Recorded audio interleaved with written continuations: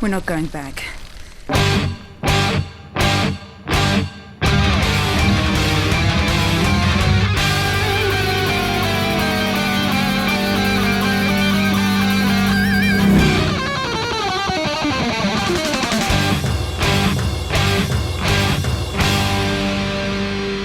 Welcome to the Mad Max Minute. Drop those chastity belts because this is Mad Max Fury Road, 1 minute at a time. I'm Rick. And I'm Julia. And today we're talking about minute 34, which begins with Max hoping he can bluff his way out of another sticky situation. And it ends with Undeterred finally turning off the water hose. Joining us this week to help us discuss the finer points of highway robbery are returning guests Caitlin, Karen, and Liz. Hey, thanks for having us back. Hello. Hi. Welcome back, ladies. Oh, thank you. Thanks for not driving us away. We haven't quite reached the ratio of characters in this minute. Like, I'm not good at math, but I think a 6-to-2 ratio doesn't quite equal out to a 4-to-1 ratio. But you know what? It's close enough. It's pretty close. And at the end of the day, what else can you ask for? Except for close enough. Something to clip off your really ugly chastity belt, I think. It's usually what I would ask for. It's a bold fashion choice if it were a choice.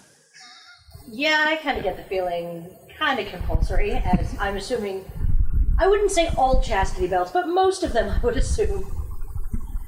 Well, for some people that's their kink, Karen. Well, but that's why I said most. yeah.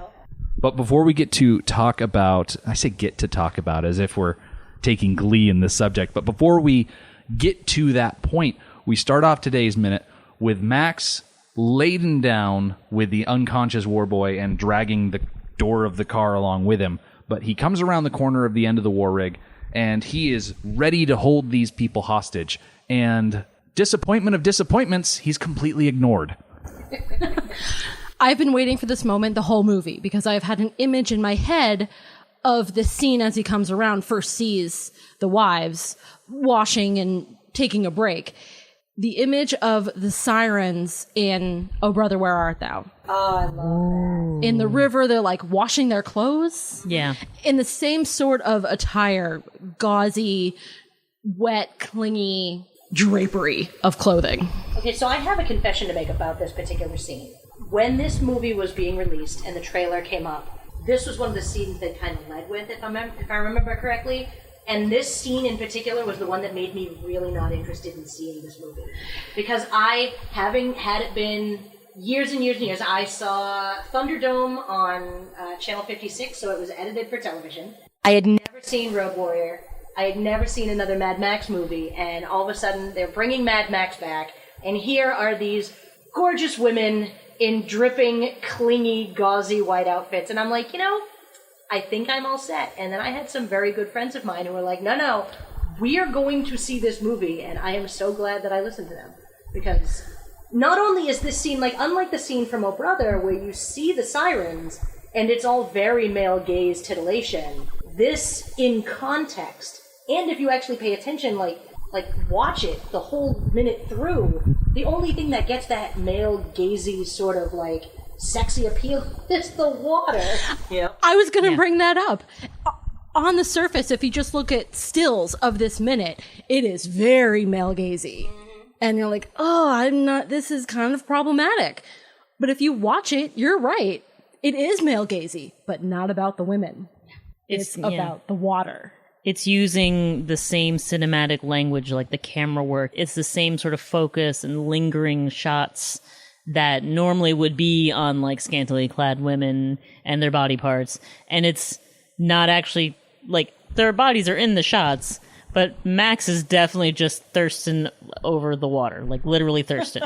Yeah, he even licks his lips a little bit at one point. Yeah, no, he is just thirsty AF, but actually for water. Actually thirsty. Because hydration is important.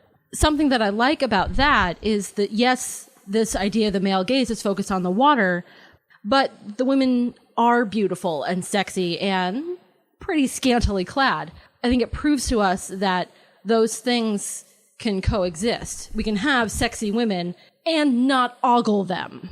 It is possible. Yeah, well, it's they are sexy, but we're not intentionally hypersexualizing them. This is not a sexy scene, right? I mean, it could be. But he comes around the corner, the music is really tense, and then it's just surprise, girls. but it's more like surprise. Who knows there was that much water anywhere in the whole world? And oh my god, I'm so dehydrated and I've lost so much blood and I was just in a sandstorm with this crazy guy. I want someone on the internet to take this scene and make it just actually a love scene between Max and the water. I want it to have the Careless Whisper saxophone in the background and just slowly, like slow motion of the water just like hitting the ground. There is an aspect of that. I had to watch the minute a few times because I thought that Angharad turned the water off a lot earlier than she did, because the water kind of goes to the background while he and Furiosa are kind of looking each other up and down, and then all of a sudden it comes back to the foreground. Like it just turned on, and it's kind of that moment where Max is all of a sudden really focused. He has scanned the horizon, he has scanned his enemy, and he can go back to thinking about the water. Yeah, and I guess the same can be said for them, too. Like, they're all frozen, just sort of looking at him, not expecting it and not knowing what's going to happen next. And then that moment of tension kind of moves on, and Angharad's like, water, off. Yeah, but what I like about this, though, is that even though there's this, like, big hulking dude with, like, his Hannibal Lecter mask... Hiding and his like, pillow lips. And his lips. possibly dead dude handcuffed to his body, is that they're just kind of like being, even though at first it looks like they're a little bit nervous, they're kind of just standing by defiant. And the only words that we hear in this minute are, what's her name? Angharad. Yeah. Aunt Harriet saying we're not going back. And Angharad, I will remember, I swear I won't. Aunt Harriet. Oh, you're right there. You're right there. You said it once. Angharad, I know. I got it. And then you just say 3 times a lady. Angharad. That works. There you go. But yeah, I think that it's really kind of cool because, and we see this a little more later, that they're actually like pretty ferocious and ready to like fight. But it is kind of cool that like the only words that we get here, they don't even come from Furiosa being like go back. You know, there's nothing. It's just Cool one-liner. Yeah. The other thing, I have a question. Okay. Which is, can I reference the next minute in this minute? Oh, sure. Just keep in mind that if you talk about it now, you won't be able to talk about it later. That's fine. There's no turning back. I feel like there isn't as... There's no going back. That's fine. We're not going back. Well, okay, so what I will say is that... So I didn't get to rewatch the whole film because nobody is streaming it for free. People are streaming it for money, but...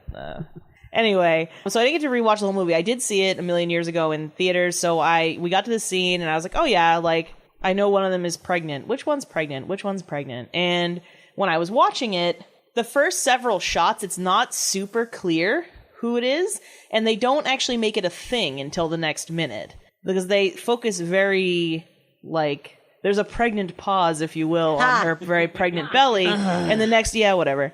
And the next minute. But like, see how they kind of like, she's at a distance. They don't ever really focus on it. There's a scene at one point where she's kind of like rinsing her face. Like you can see it. But in the first long shot where he sees them, it's almost like it's actually coming up right now. It's almost like they're blurring it. Like you really can't quite see what's happening there in terms of... Well, it's helped by the fact that she is of a certain complexion that she really does blend into the sand in the background. Yeah, it's true. You know? Like the coloring kind of just sort of washes her right out. No pun intended, considering this is the scene with the hose. Such a well-composed shot. Like, it is. Just freezing it right now. Well, one of the things I really 7 kind of seconds? like is, so this is the first time we see the wives, right? So the only thing we know about them is that they have told themselves, or they have been told This is the first time we see them physically. Well, because no. a couple of like Yeah, at we least one of saw them pops out. Angharad during the chase because she crawled out of the tanker right. place and she's like, "Oh, we can't breathe down here," and I'm like, "Bad time." Yeah, But I mean, seriously. all of them together, and this is like the shot that, we were talking about, the loving, whatever. The only other, introduction we've had to all of them is the painting on the wall that we are not things. And so I just kind of like the juxtaposition of now we get to see them, and it's how easily this scene in another director's hands could have been objectifying. Oh, absolutely. When you think about, and this is not something I brought up today, but I've brought it up before on the podcast, Rosie Huntington-Whiteley, Her last name is Whiteley. Yeah, but she got her start as a Victoria's Secret model, and she was discovered as an actress by Michael Bay because he was doing the commercials for Victoria's Secret. And when they needed a new girlfriend after Megan Fox was booted from the Transformers movie, guess who they got to be Shia LaBeouf's girlfriend, which is arguably the most unbelievable thing in that movie. Yeah. Are you kidding? Shia LaBeouf is a rich white man. He can get whoever he wants. Yeah, but Sam Witwicky, or whatever his name is, which I think I actually guessed it right on that first go, he's a total dweeb despite the fact that he hangs out with Optimus Prime. Yeah, but he's a total dweeb in the way that, like, characters in movies are always dweebs, like how Andrew Garfield in Amazing Spider-Man, in spite of Amazing Spider-Man being a terrible movie, He was really charming. He's, like, really hot and cool, and, like, he understands tech, and, like, I don't know. It's Informed dweebiness. Wait, are you saying that Shia LaBeouf is a legitimate enough attractive person to be actively dating a Victoria's Secret supermodel? I will die on that hill because until he started having like episodes, I am not famous. yeah. Let me say, when he started getting to his more avant-garde art phase, oh, he could have gotten it. I love Shia LaBeouf so much. These are viewpoints that I do not normally hear, and this is exactly why we have guests on the show. So I don't actually think Shia LaBeouf is, like, attractive, but, like, think about, like, and I don't mean this, like, to be as rude as it sounds, but like, look at every fat male comedian who's married to a supermodel. Like, it just really seems to not matter. I also consider those to be equally unbelievable, but Hollywood writing is Hollywood writing. Mr. LaBeouf, can I call you Shia? Mr. the Beef. I think you actually have to call him actual cannibal. Yeah. What I also like about this scene is that, like, in the midst of this movie, which is, like, full of violence and horrible things and... oh, sorry. It wasn't me. No, of course it was going to be me. And Morton Joe and horrible chastity belts that, like, you kind of have this quasi, like, innocent moment. It's like, even though they're literally removing each other's chastity belts, and this is probably the most water they've ever seen in one place in their entire lives, there's just something, like, kind of sweet and innocent about girls, like, just getting the dust off of their travel-weary selves and, like, having a little sip at the fountain. And I don't know, it's very out of place, especially considering that, like, 10 Mad Max minutes from now, it's going to be, like, flames shooting out of guitars. And Like, this is kind of an idyllic scene, like in a classical sense. yeah. If I may flex please. my minor degree. My degree minor. How do you refer to that? I don't even know. It's just your minor. My isn't minor. It sounds weird. If you're minor, not sure you can flex choose. my Do you mind if I flex my minor? Is it like a 12-year-old or like maybe someone Yukon with a pickaxe Cornelius. next to you? Chris or Hansen, both? what are you doing here? No. I'll have a seat over there. Oh no! I didn't want to go in this direction. Your But, like, art history background, Liz. Thank you. Yes. Show it to us. My actual degree. But, like, you know, you have this little cluster of 3 on the left, right? In this little freeze frame at second 7. And there's even the way that the hose is being held so that the stream of the water is flowing. Like, this is, like, very, like, you know, just a nice little composition here. And you have your little pool of water in the middle, and then the hose is connecting, and you have the other 2, and then it connects again. You get into the truck, and there's Furiosa just whacking away at the truck, which is my favorite part of just, like, I'm just gonna hit it real hard. She's got to shake the sand out. No, it's great. No, it's true. Like, I know there's a function to it, but it still tickles me. It is cathartic. Because, like, if we were playing, like, Mad Max Fury Road, the tabletop game, where do you think Liz's character would be? Liz, I would just be like, I'm just gonna whack it for a bit. I'm just gonna, well, hang on. I'm just gonna... Quick question: do you have to bleep that one out? I'm just gonna hit the truck. Now everything sounds like a euphemism. Liz really likes the war rig, you guys. Oh, it is a very nice war rig. Ouch. I like trucks. Alright. Wow. And she cannot lie. No. You other wives can't deny. I got nothing. I'm not going. No. Anyway. But yeah, no, like this is, but like, so it's sort of it like does he turns around the truck and he comes across the scene, and it's almost like a fantasy, Like a pastoral. yeah, it's a like he's mirage. happened upon Yeah, it was- some nymphs or something playing in a stream. Exactly. And we're back to the sirens. Yeah, I was going to say it feels very like Roman or Greek. Exactly. Old world classic. So, and that kind of, I mean, I like how that leads into, you know, what we've already talked about. Like, this sort of sets up, you know, it's kind of a feint, you know, it fakes you out. You're just seeing with these beautiful ladies, and, you know, this is where, like, your typical action hero would be like, He'll be in my trunk. witty, snappy one-liner about sexy ladies, except that's not it, because Max doesn't roll like that. He's just tired and thirsty and having a bad day. And he doesn't again. have words yet. No, he just Yeah. like the janitor that used to be at the when I worked at the college. And one thing I really appreciate about this is that the wives are doing very utilitarian things. They're washing the dust off because they just drove through a sandstorm, which arguably they were hiding in the tanker the whole time. They really had it the most easy as far as being sandblasted is concerned. But I digress. These women are used to living in a climate-controlled dome. You get out into any sort of dusty environment, they're going to be like, must be clean. Well, it might not even be that. It might just be the utilitarian of washing the Citadel off of themselves. That's a good point. This is their first real taste of freedom. They're going to wash that man right out of their hair. But they're doing it in such a way that they're just doing it for themselves. They're not playing it up for the camera. In, like you said, Karen, earlier, other directors would handle this in a different way, where here it's like, okay, I need to wash this filth off of me. I'm not putting on a show for the other people, because it's not that type of situation. So one of the things that I've noticed we're still frozen at second 7 is the Dag the only one with shoes? Or does Capable also have on boots? I think Capable also has shoes. Which I think makes me it's- wonder, seems to have little booties. were they allowed shoes at the Citadel? Because those look like goodness, Warboy. Why would they have shoes? No. You know, they probably stole them on their way out. Well- those like boots in particular don't look like they go with the rest of her ensemble. Yeah, the whole idea of the... Barefoot and pregnant. Exactly. Yeah. Joe's harem was the typical Irish household. I'm not Irish enough to touch that. I'm afraid. My grandmother was Irish, so... Or at least had an Irish maiden name, so... Well, I've had a little Irish in me, but I'm not... Wow. Only a little? That's a shame. Well, you know what they say about Irishmen. Goodness, this took a turn. I've just been hitting For a the second, truck, it sounded guys. like you were like, "Oh, jeez, oh, it took a bit of a turn, didn't it?" That's Oh, what yeah. For a second, it sounded like you were like, "Oh, it took a What are we turn." gonna do? Oh, it took a turn. I only do one Side note. Irish accent, and it is an impression of a friend of mine, and I don't know that she would appreciate it. Side note, Rick sent me a Valentine's bouquet at work, and in the card he wrote, "It's not the size of the bouquet that matters, it's how you use it." That was my Valentine's gift. How do you use a bouquet? Oh, you know what they say? You have it delivered Small to work in taters front of everybody make the else. steak That's look how. bigger. Well, all right. Give me that look.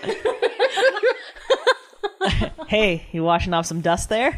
I'm just gonna hit the truck for a bit. So the other thing that I didn't notice before until we watched this minute on repeat over and over and over again is I don't think I realized that they all had chastity belts, because we only really see the Dag remove the one. But in the background, you can actually see that the other wives have had theirs removed. There are enough of them on the ground for all of them to have been sporting one, which I thought Are was there interesting. enough of them? I spotted 2 on the ground, plus the one actively being cut off. I thought there were like 4. Because there's 2, Yeah, there's 2 there. 3. is on the body. So that would be, maybe. Or wait, is that It's- 2 on the right? Is that 1 or 2? I think there's at least 3 within sight. There's probably another 2. There's a little pile of cloth here That's true. Yeah. Yeah. Well, that might be hiding something. I And- sort of wonder though, why put one on the pregnant one? Right. Well, okay, you Because can you still still- have sex with a pregnant woman. Well, that's true, But you can't think impregnate of the her. chafing. This poor woman. He doesn't No, okay, care. are doesn't we going care. to talk about the chafing now? Because I believe that George Miller is a medical doctor, right? Yes. There is nothing about any of this that does not scream yeast infection to me, and I've been having a problem with it the entire goddamn time. they do have a caretaker. That's true, but And I'm willing to bet that she is a skilled gynecologist as well. Because in order to keep them worthy of being with Joe, they need to be kept gynecologically healthy. can you just imagine, though, like, that's the one takeaway you've got? Well, I live in a nightmare hellscape, and I'm married to that. But at least I have good medical care. At least my Hey, listen, we live in this hellscape and we don't have good medical care. Oh, God. their let's drink. gynecologist doesn't have a copay. Yeah, she's paid in water. She probably also doesn't have real medicine. She's probably got again. She's probably got what? She's probably got probably got what? leeches. She's probably got leeches or something. This will fix that. Get those leeches out of here. She sure as heck doesn't have any rubber gloves or a speculum. Well, Oh, I'm actually that's I'm all right. sure She might they have a do. speculum. God, don't say it. I'm sure they do, I'm but just I'm sure picturing that's that- like another town. Like that's Bullet Town has all the speculum. No, stop! Why are you Okay, saying that? she Why may are you have saying that? speculums, Oh God! but probably not the ability to sanitize them. Does she have a Or really, to really warm big them up. one asking for a friend? I mean, water and fire is all you really need. And they do you have a really guitar think- that shoots fire, so Do you really think she's going to go through the effort? Yeah, if she's. What else are they? No, doing with because their if one of day? them Her gets job's sick just to because take care of she's them. messing around, Joe would probably kill her. Kill the hell out of her and then eat her, probably. Like they literally have nothing else to do but sit around. Like And her warm job up is to take. speculums? Oh God, just stop. But like all she has, all her only concern is to take care of the girls. Yeah. Like that is Yes. literally it. And someone else is like she's probably not the one who's cooking their food. She's probably not the one who's like, I don't know, changing their bed sheets or whatever. She's like just the one No, they're who dressed in keeps it. all of their lady parts clean and probably shaven and make sure that their legs are shaved. probably. I just feel like that's all she They does. seem bare. Yeah. Well- she does hair removal, yeast removal. Oh God. Trying to think hair yeast and something speculum removal. warming. Karen, I will murder you. What is she also a wet nurse? We're all assuming that No, it's there's a whole room full of wet Too old for nurses. that. we're all assuming that it's Miss Milking Giddy room. who does all of this stuff. is true. But what's more likely the case is that it's the organic mechanic, Yeah. That's also true. which That is equally troubling horrifying. because he is not clean. Thank you for saying that name though, because that is one of my favorite names in this movie. Yeah, I The really. organic mechanic. I guarantee you that the organic mechanic does not warm up the speculum. One thing that the organic mechanic does do, and you can thank Mark Sexton and his comic book for this, he provides Joe with injections so that he can perform his quote-unquote husbandly duties. Oh, thank goodness that survives. Oh, yeah. Well, thank you, Mark. So you still haven't read that comic book, I so have you might not. want to skip that panel. Oh my God. Now That kind of graphic novel? Well, you only see his butt, but you still see but Immortan you Joe's see his naked butt. All right, see when that I butt. think of Immortan Joe and his naked butt, all I can think of was that movie that Hugh Keays-Byrne was in. Was it Sleeping Beauty Yeah, with Laura Moon? Who played Laura Moon? The woman who played Laura Moon. Oh, and what's American her Gods. name? Yeah. Yeah, her. Emily Browning. Yes, Emily Browning? I'm pretty Yes. And the women get like sedated, so they're just asleep. Because that's how the men like it. And in his scene, when he was in bed with her, she's like completely asleep and she's just dead weight. And he like doesn't know how to handle her or something. And she's just flopping all over the floor. That's all I think of when I think of Immortan Joe or Toe Cutter, Hugh Keays-Byrne at all having sex. Is just poor Emily Browning flopping all over the Flopping on bed the and the floor. floor. Boneless Chicken Ranch, Emily Browning. Oh, God. You're welcome for that mental image. Well, that's horrifying. I'll be here all night. Well, actually, though, that makes sense, though, because it is sort of like a breeding thing, right? So that's, Yeah. Yeah, all of it is just, Yickety yuck. it's just repulsive. Yes. Okay, I'm not going to defend the idea of a breeding harem at all, but in our world of fertility clinics, both partners go through a lot Oh, yes. to be able to have children. And if it requires injections to get the job done, that's what happens. This is true. It's less the medicalization of procreation that bothers me, and it's more that when people do that sort of stuff, they're both ostensibly, we hope, on board. And that it's just, they've got chastity belts with flames on them. And teeth. Yeah, we've definitely reached that portion of the minute. And I will say, one of the things I did learn about the comic book is that the reason they're wearing these chastity belts is because Rictus wants Rictus to... erectus. Yeah, Rictus is starting to overstep his bounds and try and sneak into the vault, which is part of the reason that Furiosa was put in there in the first place, because she was the Imperator that Joe trusted to keep Rictus out and also not mess around with the wives, which, in hindsight, considering that she underwent this little mission to take them away permanently, kind of backfired on him. But hey, that's a good thing, because Joe is gross. But these things, the chastity belts, were specifically designed to stop what is essentially a mountain of muscle and ego, or id, or whatever the thing is. It's the animalistic part of the brain. It is the baser part. Yeah. Rictus is the id. What's the higher thinking one? Super ego. The superego is corpus colossus, and the ego is the... That is the self. That's just the... That's the self. That's That was probably Scabrous Scrotus, who we never get to see. Yeah, he's the third son that doesn't feature in the movie. He was reserved for the video game. which I still have to play.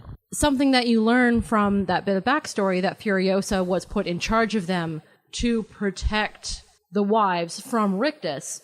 Joe has already protected the wives from being impregnated by somebody else with the chastity belts.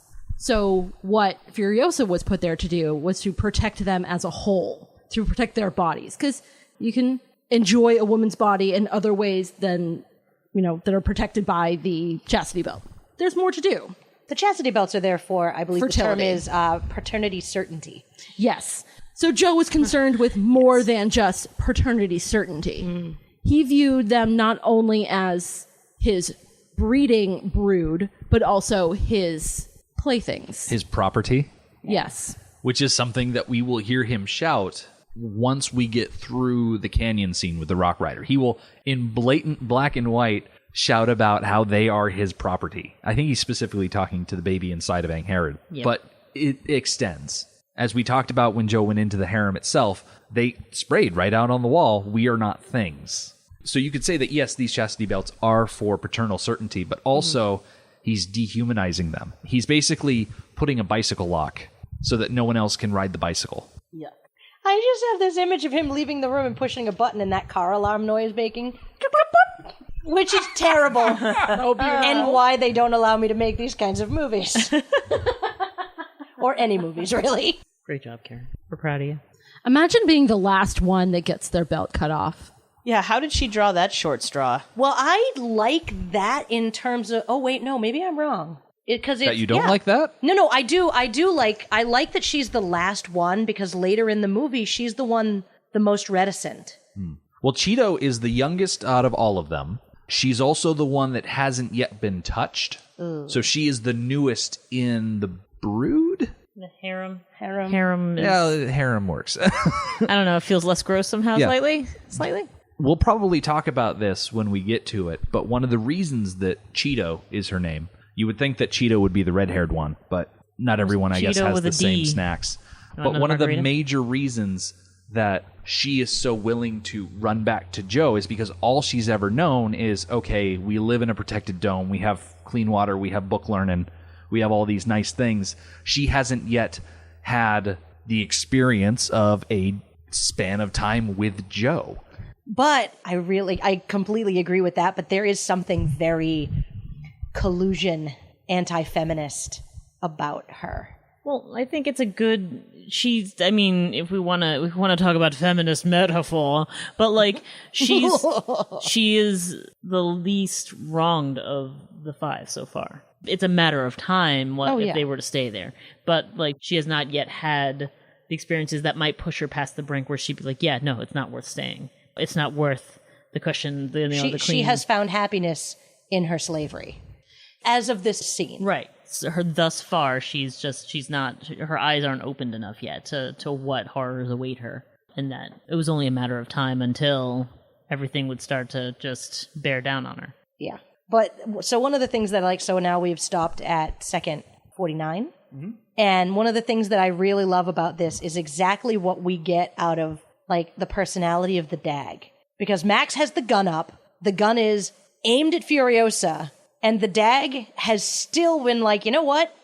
I am still going to stand here in boots that are clearly not mine, boots that I have stolen from somebody else, and I'm going to cut this chastity belt off my sister. And you have a gun, and I don't care. And I think that that's just right in that moment, we get so much about the Dag. Just in her, she has absolutely no F's left to give. And I just dug that. While we're stopped here, as I continue to look at compositions, this is kind of a nice comparison at second 49 compared to second 7, where second 7, you had that idyllic scene, and it was all hazier. In this moment, the dust has cleared. This is a crisp shot. And this scene that he was an outside observer, where he was like a voyeur, that was a very voyeuristic shot. Here, it's just like everything is stopped, and they are just looking right at him. And now is when we notice that the water is still pouring out of the hose. Whoops. I kind of like, and this is probably me just like overthinking this scene. Do it. But I think that you've got 4 of the 5 wives, each, 2 paired up, leaning against each other. You've got Furiosa, who is just a bad bitch. So she's got like her actual physical strength. Like we know that she's amazing.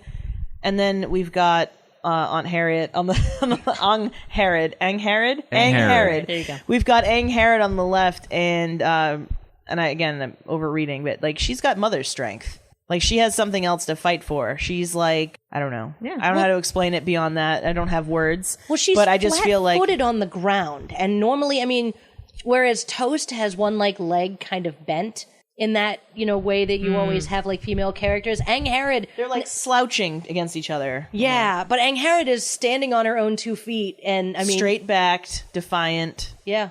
Like she has something to fight for. Like they're kind of like seeking each other.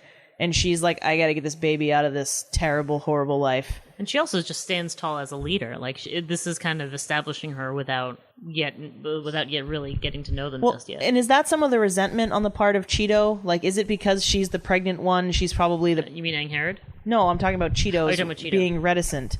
Is it because Angharad is pregnant and therefore probably like most favored, most like cared after? Like, is that part of it that like she used to be the baby sister, the new one, so she was probably special because she was the new plaything for a while, but now you've got someone who's actually gonna bear the heir, and suddenly that has shifted.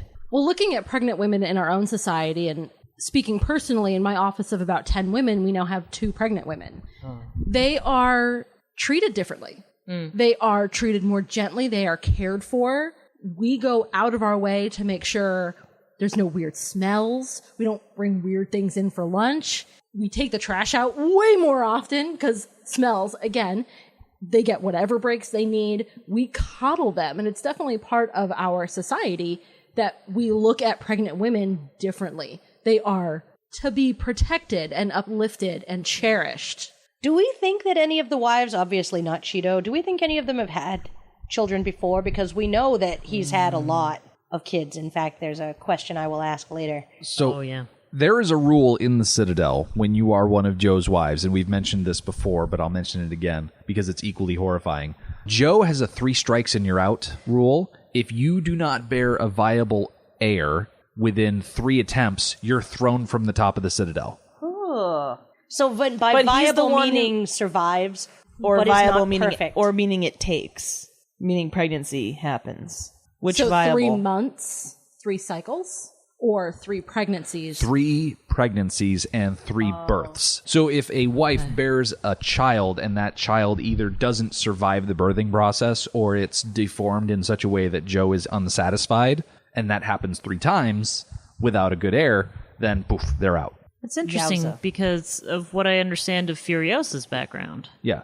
Furiosa, when she was brought in, and I don't know if I've mentioned this before, but she was, I guess, auditioned as a wife, and she didn't make it. She, I think, is either barren or something like that. That was Yeah, I what think had she's read. barren. But that he she's was barren. impressed enough by her strength that he made her an imperator instead of tossing her off the Citadel. I'm not quite exactly sure how it happened, and it hasn't been shared because, and I think they're being really coy about this, they are throwing the idea around that they could do a Furiosa-themed prequel talking about her history, how she lost the arm, and all of that stuff. Yeah, before any of that stuff came out and it was just the movie, I was kind of under the assumption that she couldn't be a wife because she was missing an arm. Like that was like a congenital thing and not a, you lost it in, I don't know, a trucking accident or however. It's Mad Max. You could lose limbs all sorts of ways. I think the problem was Yeah. much more genital than congenital. Oh. That was well played. I will reward He's this. so proud of himself right now. Don't encourage. Dude, take a moment. Disgusted. Bask in it. I also kind of like, as we're still looking at this Frozen thing, how well Furiosa blends into her truck. Yeah, she really does. The wives you can now see definitely now, as Liz pointed out, the dust has settled. But Furiosa is still, like, she really is very well camouflaged. Yeah, she's very color coordinated with her truck, complete with sand. But the ruching on her top is driving me crazy. Yeah, Okay. it's really ugly. It's asymmetrical ruching, and I just cannot abide. Asymmetrical is totally in now in the post-apocalypse. I think having clothes that you can actually cover yourself with is probably what's really in the post-apocalypse. Yeah.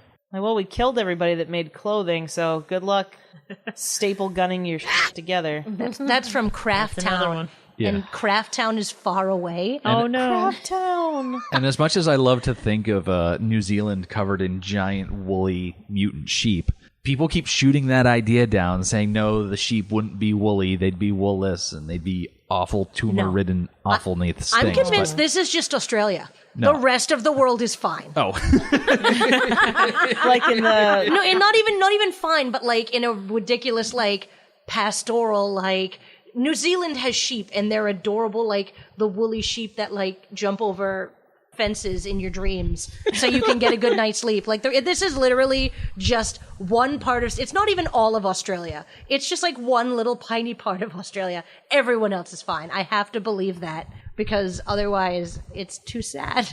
This is actually just the Truman Show post-apocalyptic This version. is how I've turned into my mother. No, I will find a silver lining in everything. Everyone else is fine. I'm sorry, the apocalypse is so sad. The apocalypse is so sad. one thing that I wanted to toss in because I'm like this.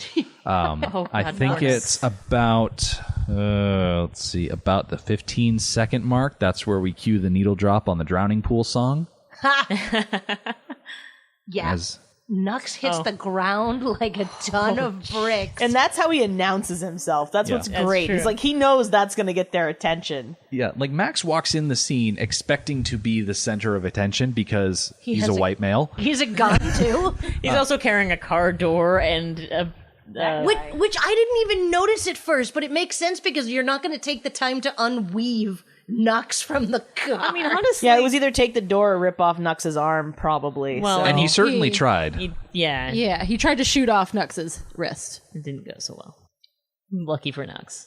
Though, I mean, I would think taking an extra few seconds to weave him through would be, a bit more bearable than carrying a car door with you. Yeah, Although it's not through the window. The chain is not through the window. There is an access hole that the chain is through. So the window That's wouldn't why. even be helpful. Okay, you're right. I love the idea of, in a different movie, there would be this Weekend at Bernie-esque sort of thing that happened. You mean like Put you mean your like hands up. There are two of us, and we too will steal from you. He'd still be behind the truck right now and just sort of like lean Nux in like, hey guys. Hello, my baby. What are Hello, you my doing? darling. Hello, my ragdoll. He's got a gal. chain, and he's using him like a little marionette thing. He's climbed up on top of the fuel pod, and he's just It's that marionetting scene from him Home up high. Alone where Kevin is trying to fake out the robbers. Yeah. Rattle and roll. Yeah. That's how they're going to actually Dancing in take the over the window. Citadel. I'm going to spoil the movie for the people who are waiting for the minutes at the end. It's really just Nux in front of a screen, and they're just marrying. Yeah. And he's like, pay no attention to that man behind the curtain. Yeah, the Wizard of Oz managed to take over a city. Yeah, a city full of idiots, by the way. Like, he just Yeah, they shows were up idiots. like, so I'm a wizard? And they're like, perfect, you're hired. And he's like, what? You say that, but I mean, governments have been built on less. In the Wizard of Oz book, the Emerald City is emerald because everybody wears green glasses. I know, what is that? It's like, it's not even the Emerald City. It's a cheap parlor trick, and he's the one behind it. Wait, These it's the Emerald idiots. City because everyone's wearing the same colored Everyone glasses? wears green glasses. So When you wear get green there, glasses. they give them So- to you. It's actually just crystal. It's a crystal city, and everyone wears green glasses. So if it were like an Elton John-esque city, would it be like the city would be like feathers? Yes. Yes. Also, that I would go live in that city. but that it would does all be a lie. explain- That does explain a lot about that scene in The Wiz when they just like you never seen The Wiz. Oh I my would, god! I would love something that would explain the whiz. Holy crap! Okay, y'all are heathens because the Wiz is amazing. And when they get to the Emerald City, like everyone's dancing around and everything's just bright and I assume it starts green. I can't remember too well, but then Richard Pryor's voice comes on. It's like no, the color that's in is now gold, and suddenly they're like everything is gold. Like it's sort of like Oh, yeah, that does explain it. yeah, it's kind of like writing that whole idea of like everyone's going with the color because that's the color that they're told to go with. That makes me think of the Yes. movie In the Mouth of Madness, where they finally get to Sutter Kane, and he's like, my favorite color is blue. And then Sam Neill opens his eyes, and everything is blue. Am I the only one who has seen this movie? Yes. Yes. Oh, damn it. Listeners, Go watch In the Mouth of Madness if you like. Okay, but watch The Wiz first. Go watch In the Mouth of Madness. And The Wiz. And then The Wiz Double at the feature. same time, especially if you play Pink Floyd's The Wall in the background. The Mad Max Minute is not responsible for any nightmares. This message not brought to you by... Oh, man. Anyway. I actually did that once with the Dark Side of the Moon. Oh, and really? Wizard of Oz. Yeah, It's it so was- easy to do now that YouTube is a thing. No, and- I did it for real. We Yeah. actually hit play on the movie and the CD. But yes, you're right. I mean, I've meshed them CD. together. For me to pull out my walker and put my old man glasses on for a moment, kids these days Are they just green don't glasses? know they don't appreciate the how easy hardship they've got it. No, it's true. of getting that timing just right to hit play when Right the when lion the is second roaring lion or something roar, like yep, that. yep. Yeah. Damn kids. Another note that I had about this minute, it's not the first time in the series that we've seen someone washing themselves, but unless I missed it in Thunderdome, it's the first time we've seen it since the original movie, when Max gets home from his long weekend at work, right after the initial chase. He takes a shower, and Jesse is toweling him off, and that's the last time that I can think of that we see someone washing themselves in a Mad Max movie. I really like that you bring that moment up, because now that I've got classical imagery on my brain, that's also feels very classical imagery, very Greek, very Roman. Yeah. Yeah. It's a lot of washing in Greek art. Yeah. They like to be clean. It was just their... Yeah, they did like to be clean. Well, And the so Romans, dirty at the same time. The Romans especially. The Greeks are filthy bearded monsters. I don't, it's so unhygienic, and Max has like a central line in, and there's IV tubing, and I just, Yeah. it bothers me. Anyway, sorry. Because he still he still still got his has the little- central line in. He has taken it out. Yeah, he's has he? he's pulled the needle out. Oh, good. It's It's still just- hanging. It's just hanging on his shoulder now. Yeah. Still got the blood in it. But Nux does still have his central line in. Well, after all of the vigorous shaking that Max did to the God, I hope manacle, it's wiggled out. That's going to bruise so bad. You don't Yeah. want to wake up with that, and it's been yanked around. And Everything is dirty, and they've got needles. Sterile method, people. Anyway, that's the real post-apocalyptic horror right there. Yep. oh my gosh. Staph infections? Yes. If the staph infections don't get you, the war boys will? Yes. maybe. But that pretty much brings us to the end of the minute. Before we wrap for today, is there anything that you all would like to plug? Any upcoming projects, current projects, places on the internet you want people to go to? Now is your time. I only have my Twitter feed that I occasionally... I actually just got called out today by someone because apparently I'm not posting to Twitter often enough. But I'm at Hollywood Fat Cat. Sometimes you'll find me there. I'm on Twitter a lot. I apologize for the moonbat liberal screeds that I will oftentimes go to on that. If you would like to hear my opinions on the upcoming Ghostbusters movie, you can follow me at Older Than Latvia on Twitter. And that's going to go over like a lead balloon. I'm almost never on Twitter, but if I am, it's usually because I'm retweeting posts by Chris Caesar. So I'd recommend you just follow Chris Caesar at Chris Caesar, because that's all I do on Twitter.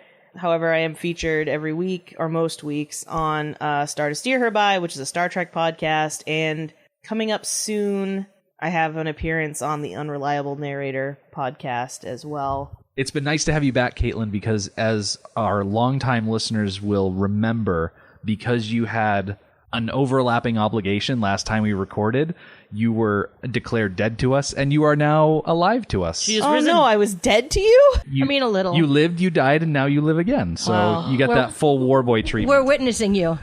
Shiny and chrome. Actually, Shiny and yeah, chrome. so shiny.